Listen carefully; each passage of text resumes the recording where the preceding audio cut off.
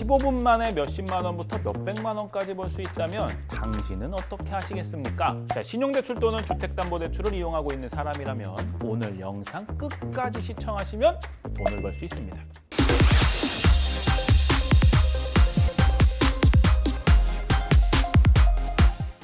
자, 대한대출은 현재 가지고 있는 대출보다 조건이 더 좋은 대출 상품으로 갈아타는 것을 말합니다. 대표적으로 금리가 높은 상품을 금리가 낮은 상품으로 갈아타서 이자를 절약하는 것이 있죠. 자, 이렇듯 이자를 절약하기 위해서는 은행마다 직접 돌아다니면서 대출 상품을 확인해야 하는 불편함이 있었는데요. 대한대출 인프라라고 혹시 들어보셨나요? 영업점을 직접 방문하지 않고 휴대전화를 이용해 다양한 금융사 상품을 비교하고 금리가 더 낮은 대출 상품으로 신청 및 갈아탈 수 있는 서비스라고 합니다. 자, 출시 후 매일 평균 1,300여 건의 대출과 344억 원의 규모의 대출이 갈아타기가 이뤄진 셈이죠.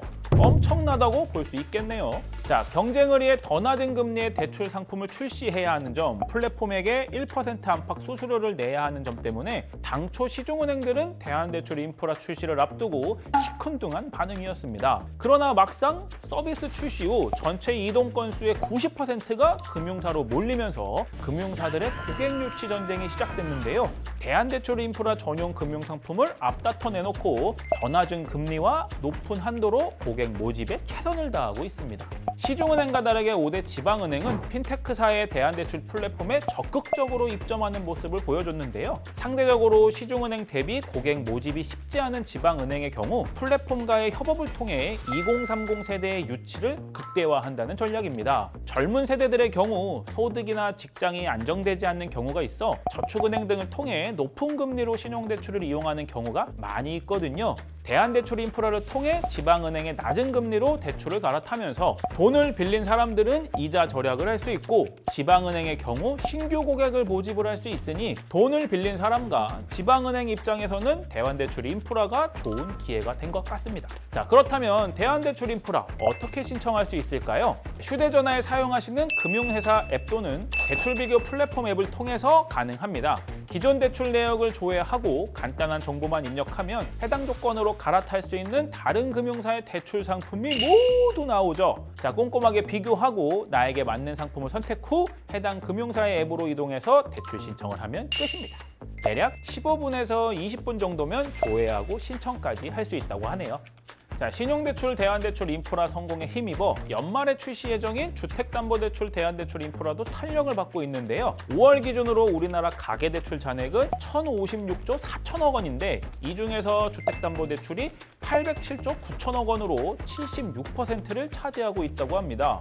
신용대출 시장에 비해서 한 건 한 건 금액이 큰 만큼 금리가 조금만 낮아도 돈을 빌린 사람 입장에서 체감하는 격차가 상당한 게 주택담보대출이죠. 자, 예를 들어 5억 원을 4.5%로 30년 원리금 균등 상환으로 받으면 월 납입 금액이 253만 원이지만 0.5% 내려간 4%로 대한대출하면 월 납입 금액이 238만 원, 한 달에 15만 원, 1년에 180만 원 정도가 절약되는 거죠. 대출 5억 원으로 1만 건만 이동하면 5조라는 금액이 이동하는데 금융사들 고객 유치 경쟁이 지금부터 보이는 것 같습니다. 자, 주택담보대출은 신용대출, 대한대출 인프라하고는 다르게 카카오뱅크 같은 인터넷 은행들도 참가 예정이라고 하는데요. 돈을 빌린 사람들 입장에서는 앱 안에서 인터넷 은행과 오프라인 은행, 보험사, 저축은행까지 다양하게 주택담보대출을 비교해서 유리한 상품으로 갈아탈 수 있게 될 테니 더 좋을 것 같습니다. 자, 주택담보대출을 받으면서 대출 비교를 한다. 뱅크몰을 빼놓을 수는 없겠죠.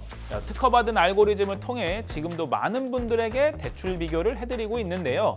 저희 뱅크몰도 연말까지 준비를 착실히 해 주택담보대출, 대한대출 인프라에 참여해서 더 많은 분들이 이자를 절약할 수 있도록 앞장서겠습니다. 그리고 마지막으로 대한대출 인프라를 찾는 수요층이 늘어나면서 이걸 이용한 보이스피싱이 난리라고 합니다. 저금리로 대한대출 해줄 테니 돈을 미리 입금하라고 한다거나 서민금융상품 조건에 해당되니 신청을 도와주겠다고 한다거나 하는 등 이유가 다양하죠. 전화나 SMS 문자 등을 통해 대한대출을 권유하거나 핸드폰의 특정 파일이나 앱을 다운받아야 한다는 것은 보이스피싱이니 당하지 않도록 조심하는 게 좋을 것 같습니다.